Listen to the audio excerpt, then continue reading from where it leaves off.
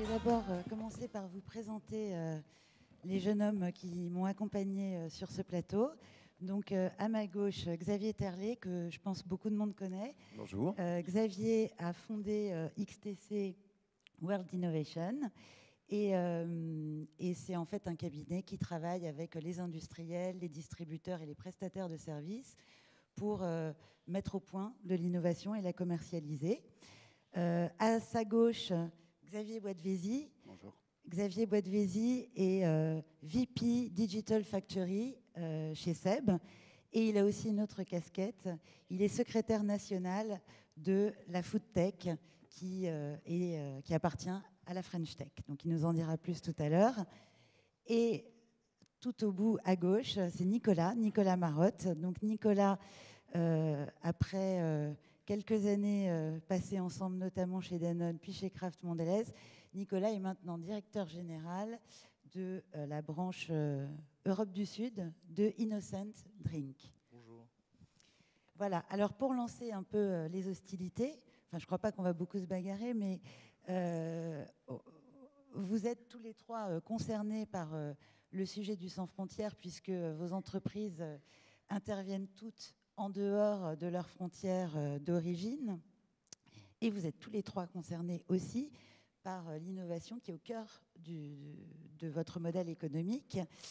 Et donc c'est pour ça que le thème que nous avons défini pour cette petite discussion, c'est innovation moteur du sans frontières. J'ai envie de commencer par toi, Xavier. Pour XTC, tu parcours le monde depuis 1995, Ouais. depuis le siècle dernier, pour repérer des nouveaux signes, repérer des trends qui vont ensuite se propager et devenir des idées d'innovation. Alors, je pose les pieds dans le plat, c'est le cas de le dire. Est-ce que l'innovation est moteur du sans frontières ? Peut-être, mais j'ai envie de dire l'inverse. Moi, j'ai envie de casser le. Est-ce que c'est pas le sans frontières qui est moteur de l'innovation, justement? Parce que quand on parle de, j'entendais tout à l'heure, pour introduire la table ronde, le produit à l'étranger qui demain fera un carton sur notre marché. Si on imagine ça, on se plante à coup sûr. Il n'y a pas 10 produits identiques d'un bout à l'autre de la planète. Il faut bien savoir que en matière d'alimentation, c'est l'alimentation qui nous réunit aujourd'hui, la mondialisation ne crée pas l'uniformisation. C'est propre à l'alimentaire, pratiquement. Moi, le téléphone que j'ai dans la poche, c'est un iPhone, c'est le même à New York, c'est le même à Tokyo, c'est le même à Paris, c'est même la même boîte, puisqu'il y a toutes les traductions de mode d'emploi. En alimentation, nous, on se fait plaisir avec un pain. Nos amis allemands, nos voisins, ne se font pas plaisir avec le même pain. Ils cherchent le plaisir, mais pas avec le même pain. Il n'y a pas de mondialisation alimentaire. Donc, allez voir ce qui se passe ailleurs est source d'innovation, est source d'idées. Un jour, on a vu arriver il y a une vingtaine d'années les sushis chez nous. On a découvert avec une petite pâte verte à côté qui pique, qui s'appelle wasabi. Nous, aujourd'hui, on le met sur nos chips salés, on le met sur nos graines salées et on innove. On innove avec ça. Les Japonais regardent ça avec un œil interrogatif, mais c'est source d'innovation. Quand McDo, le chantre de la mondialisation, est arrivé en France, a développé en France, est arrivé avec la salade, par exemple, les Américains ont dit ils sont bizarres, ces Français. Et pourtant, c'est un carton, la salade chez McDo en France. Voilà, donc c'est important, c'est sans doute le sans frontières qui est moteur de l'innovation. Super, c'est une bonne nouvelle, ça. Alors, Nicolas, toi, chez Innocent, c'est une marque qui est du UK à la base. C'est une marque anglaise, oui. C'est une marque anglaise. Comment ils ont réussi à sortir de leurs frontières? Est-ce que l'innovation a été moteur là-dedans? Alors d'abord, je crois que le principe qui est important dans cette société, c'est le principe d'une équipe globale avec des gens dans différents pays et pas du tout un principe dogmatique qui partirait de Londres, de la cuisine dans les Fruit Towers à Londres et qu'on enverrait systématiquement dans les autres pays victimes d'une innovation anglo-saxonne. Donc nous, on parle de One Team avec des Anglais, des Allemands, des Français, tout le monde dans le même groupe de personnes. Et puis, de manière très pragmatique, il y a des innovations qui sont proposées par l'équipe centrale que chaque pays peut librement intégrer. Et puis, chaque année, chaque pays demande ses propres innovations. Si je donne un exemple rapide, la France a proposé une gamme de parfums jus de fruits. Eh ben, la France les a obtenus. Ça rentre dans le portefeuille du groupe, c'est lancé en France. Et si un autre pays veut rentrer dessus après, il peut les prendre. On a lancé par exemple l'orange sanguine, l'ananas, le pamplemousse rose. Ça vient de la France. À côté de ça, nos amis allemands ont lancé des super smoothies riches en protéines végétales. Ça correspond à leur marché, ils le connaissent mieux que n'importe qui, c'est eux qui le lancent. Ça rentre dans le portefeuille, si ça m'intéresse, je le prendrai plus tard. Les Anglais viennent de lancer, il y a un an de ça, une gamme de boissons carbonatées en canne avec de l'eau pétillante et du jus de fruits, des produits assez formidables. Ça, c'est pour les Anglais et ça peut nous intéresser à un moment ou à un autre. À côté de ça, on a une innovation globale comme l'eau de coco, par exemple. Eh bien, tous les pays la lancent immédiatement parce que le produit est extraordinaire et qu'on trouve que ça répond, on connaît bien nos consommateurs et ils le lancent immédiatement. Donc, pour répondre à ta question, je crois qu'il y a beaucoup de pragmatisme, il y a beaucoup d'observation aussi, Xavier, je te rejoins complètement. On vit dans un monde ouvert, on invente dans l'absolu très peu de choses. Il faut être observateur et puis savoir capter, mais avoir beaucoup d'agilité. Ok. Alors, Xavier, le deuxième Xavier, Boadvezi, chez Seb, j'ai lu que Seb avait doublé son chiffre d'affaires dans les 10 dernières années. C'est assez impressionnant et que l'innovation était au cœur de cette stratégie de conquête. Et alors voilà comment chez Seb on fait cohabiter innovation et mondialisation, on va dire. Alors c'est clair que l'innovation est aujourd'hui dans l'ADN du groupe Seb. La force, c'est peut-être justement d'aller la chercher partout, cette innovation, parce que déjà à la base, effectivement, quand on fait des appareils électriques, on doit par essence les adapter à des normes locales, à des voltages ou autres. Mais au-delà de ça, il faut évidemment les adapter à une culture alimentaire, à une manière de consommer. Et ça peut être effectivement, ça peut partir de la France en disant bah, tiens, quel est le produit qu'on a développé en France.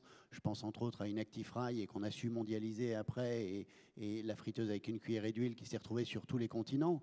Mais quand on va parler de thématiques comme par exemple le riz, on va plutôt chercher l'expertise autour du riz dans des pays comme la Corée, comme la Chine, comme le Japon, où effectivement là-bas le marché du riz, il n'a juste pas les mêmes contraintes, on ne demande pas les mêmes choses. Je pense à des temps de maintien au chaud de 24 heures où le riz doit toujours être impeccable sans avoir bougé d'un sang. Enfin, c'est incroyable. Et là, c'est comment on va chercher cette innovation et l'adapter à la culture française, à des habitudes de consommation locales. Je pense entre autres effectivement à la tendance dont on parlait un petit peu ce matin, les légumineuses, c'est important. C'est pas si simple pour monsieur et madame tout le monde à cuisiner au quotidien. Bon, bah, comment on va les accompagner pour leur apprendre à mieux cuisiner au quotidien des légumineuses? Et on va s'inspirer des recherches qui auront été réalisées sur des appareils experts au Japon, en Chine, etc., comme un cuiseur à riz.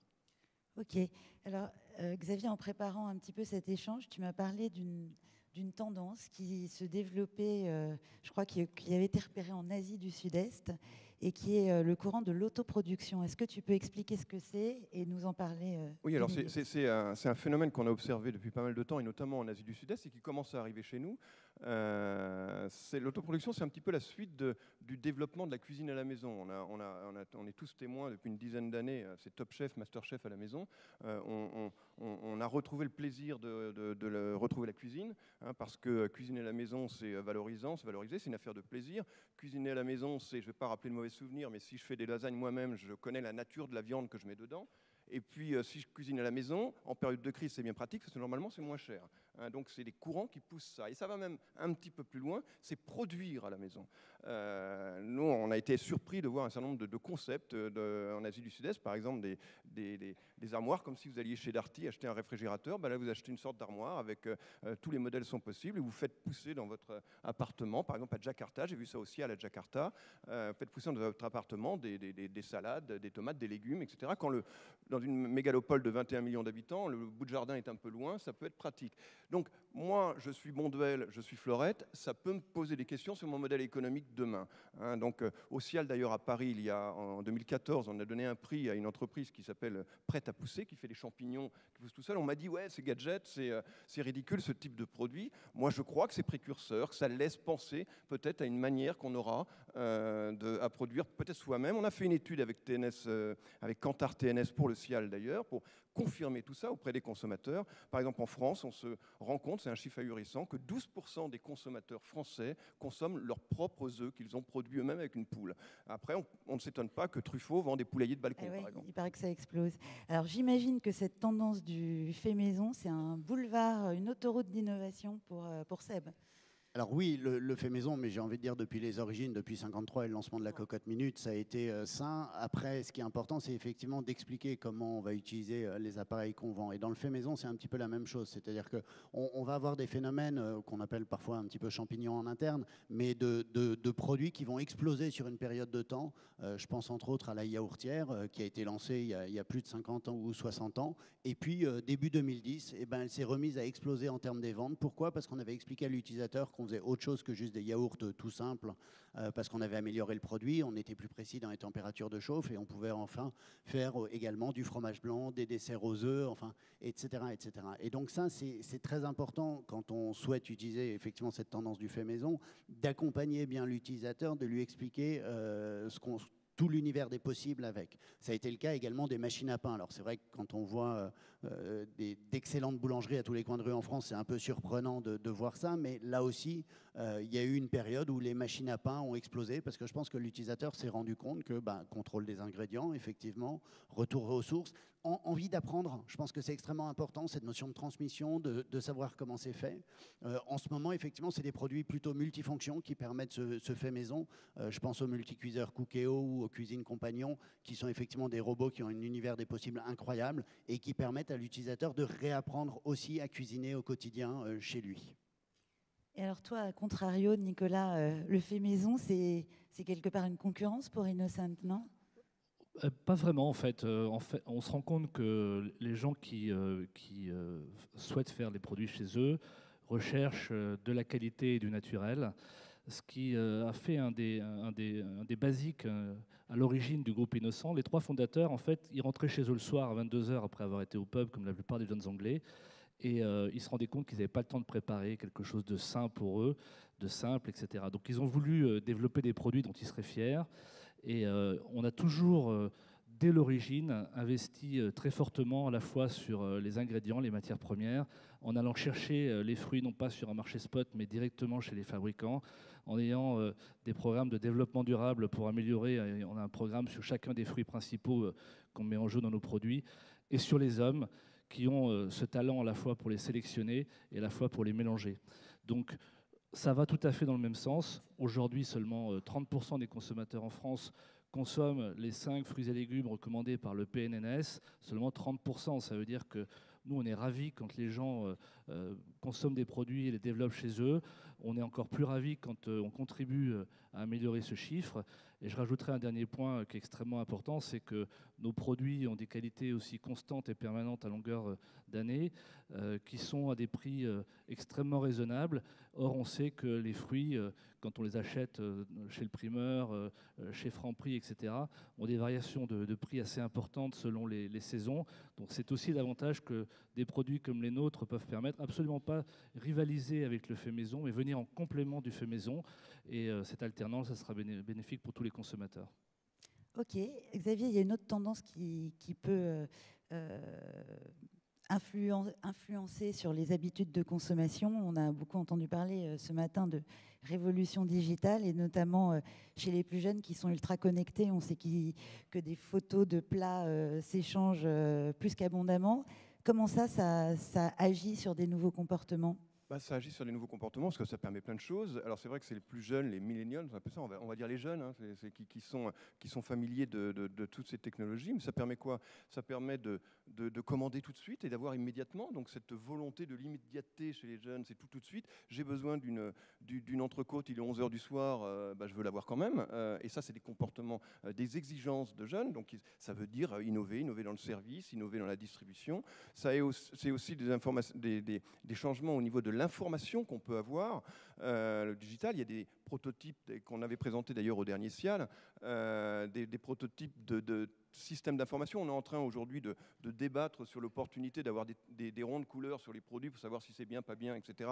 Bon, tout ça est très bien. Demain, on aura tous dans notre smartphone une application qui nous permettra de faire une analyse spectrométrique du produit et ça sera renvoyé dans le cloud. On aura l'analyse immédiatement qui nous dira si le produit est bio ou pas bio, s'il y a des pesticides ou pas des pesticides. Donc il est évident que le digital et toutes ces nouvelles technologies vont apporter des nouvelles innovations et c'est un enjeu considérable pour les industriels de l'alimentaire. J'imagine que pour même en termes Seb... d'information. Aujourd'hui, on parle du bien-être animal, par exemple. auxquels très sensibles les jeunes. Les jeunes, ils disent ouais. pas « je préfère un poulet qui a grandi dans le pré, etc. » Non, ils disent « je ne mange pas autre chose. Hein. » C'est ça, c'est une exigence. Et ça, aujourd'hui, le consommateur demain aura l'information immédiate. Super. Et chez Seb, quelles conséquences de cette révolution digitale ? Le digital vient amplifier des bénéfices qui existaient déjà sur nos produits et surtout nous ramène l'utilisateur au cœur, au centre de tous les débats. Pourquoi ? Parce qu'effectivement, quand on lui lançait un produit jusqu'à présent, alors que ce soit avec un livre de recettes, avec 50 recettes ou comme dans Cookéo, des recettes préprogrammées à l'intérieur du produit, à un moment, voilà, il y avait des limites. Quand on lance un produit connecté où effectivement les recettes se trouvent sur l'application ou quelque part effectivement dans le cloud, c'est infini. Non seulement nous, en tant que marque, on peut développer de nouvelles recettes, mais surtout on va permettre, avec ce qu'on appelle le user-generated content, à l'utilisateur lui-même demain de rentrer sa recette de blanquette de veau, celle qu'il aime, celle qui finalement qui est transmise de génération en génération, et pouvoir la réaliser avec simplicité dans ses appareils. Donc le digital effectivement vient amplifier un bénéfice. Aujourd'hui, on voit que c'est une vraie tendance de fond. Après, j'aime bien rappeler quand même que le digital en soi, surtout sur des appareils, n'est pas un bénéfice en tant que tel. Il faut vraiment venir amplifier quelque chose, sinon on voit que ce ne sera pas un succès commercial derrière. Vas-y, J'allais me Nicolas. poser la même question. Alors, d'un autre côté, c'est vrai que la relation avec le consommateur, elle a toujours été centrale dans l'équation Innocent. On encourage nos consommateurs à nous rendre visite, et c'est pour ça que nos sièges sociaux sont toujours dans le centre de grandes villes, à nous rendre visite pour parler avec nous, pour boire un smoothie. On les encourage à nous téléphoner, donc ils nous appellent régulièrement pour nous poser des questions, et on voit effectivement la densité des échanges qu'on peut avoir avec eux. On a des consommateurs aujourd'hui qui sont extrêmement bien informés, qui savent beaucoup de choses et avec lesquels il n'est pas possible de tricher. Donc moi, je suis très impressionné par le niveau de compétence, entre guillemets, qu'on rencontre en face de nous, et ça nous oblige à aller encore plus loin en termes d'intensité, de qualité dans ce qu'on délivre aux consommateurs finaux. Et quelquefois, puisque le thème est l'innovation, eh bien, il y a des idées qui viennent des consommateurs, car ils ne sont jamais avares de propositions. Ok, alors Xavier, est-ce que tu peux nous dire quelques mots de cette fameuse food tech et du rôle qu'elle a justement dans l'innovation et le sans frontières? Alors, la food tech, pour simplifier, c'est un écosystème. Et j'ai envie de dire, enfin, j'en ai pas parlé tout à l'heure, mais l'écosystème est quelque chose de clé demain pour répondre correctement aux attentes des utilisateurs. Parce qu'un seul acteur ne va pas réussir à le faire. Il faut être plusieurs autour de la table. C'est pas, par exemple, pour répondre à la question « qu'est-ce que je mange ce soir ?», qui est une question quand même fondamentale qu'on se pose tous souvent assez régulièrement, on va dire. Seb seul, par exemple, ne va pas pouvoir y répondre. Il va falloir intégrer des startups, d'autoproduction, mais une start-up autour du vin, une start-up, etc., pour savoir qu'est-ce que je mange, mais qu'est-ce que je bois avec, qui me distribue les plats que j'ai commandés, etc. Donc la French Tech, finalement, c'était ça. C'était dans un premier temps, il y a 4 ans, de développer un écosystème de start-up. Ils ont décidé, il y a 1 an, d'adapter ce qu'ils appellent des réseaux thématiques autour de verticales où la France est particulièrement pertinente. C'est la food tech. Et donc aujourd'hui, on a un écosystème dédié aux startups de la food tech en France. L'ambition, c'est quoi? Il est triple. Premièrement, les fédérer, parce que souvent, on est plus fort en innovant à plusieurs. On s'aperçoit que le voisin, il a effectivement aussi de bonnes idées, etc. Et c'est même sympa de savoir qui travaille sur les mêmes problématiques. La deuxième, c'est de les accélérer. Ces startups ont besoin souvent d'un coup de boost. Elles ont en face des concurrents certes en France, mais surtout à l'international. La food tech est un segment qui est pour l'instant, en 2015, il y a eu 7 milliards de dollars investis dans la food tech. Sur ces 7 milliards, 80% ça a été investi aux États-Unis ou en Asie. Donc on voit que l'Europe est plutôt en retard et même, j'ai envie de dire, la France est encore plus en retard quand on regarde au niveau européen où c'est l'Allemagne et l'Angleterre qui monopolisent, on va dire, ces investissements. Et donc il faut les accélérer pour leur permettre d'avoir un accès rapide à ces marchés. Donc là, il y a des accélérateurs, je pense à Accelerize entre autres, qui est un accélérateur dédié à la food tech. Et puis le troisième point, c'est rayonner. Alors ça, c'est on va dire les événements comme que vous avez certainement tous dû voir quand la French Tech va au CES avec 300 startups françaises ou 200. C'est vrai que voilà, on rayonne, on fait rayonner l'écosystème français. Si demain on fait un événement au CIAL avec toutes les startups de la food tech ou un événement autour des usages de la food tech qui sont des projets, on va dire, qu'on a dans les boîtes, et ben effectivement, ça fera également rayonner la food tech et cet écosystème en France. Ok, bon, on arrive à la fin de cette conversation. On va faire comme dans les débats politiques. On va demander à chacun de vous de nous dire, mais vraiment en une punchline, comme on dit en ce moment, Pour bien innover, pour sortir de nos frontières, c'est quoi votre secret? Xavier? 30 à 40 000 nouveaux concepts qui sortent chaque année dans le monde autour des mêmes problématiques, hein, les femmes, les juniors, les seniors, le sans gluten, etc. Regardez ce que font d'autres ailleurs, les solutions apportées par d'autres et sources d'innovation. On peut faire des tas de choses intéressantes dans des workshops fermés, mais bon, allez observer ce que font les autres et source d'inspiration. Moi, je dirais être au plus près des usages des consommateurs, en France ou à l'étranger, parce que c'est cette connaissance qui va nous permettre demain de continuer à innover. Nicolas?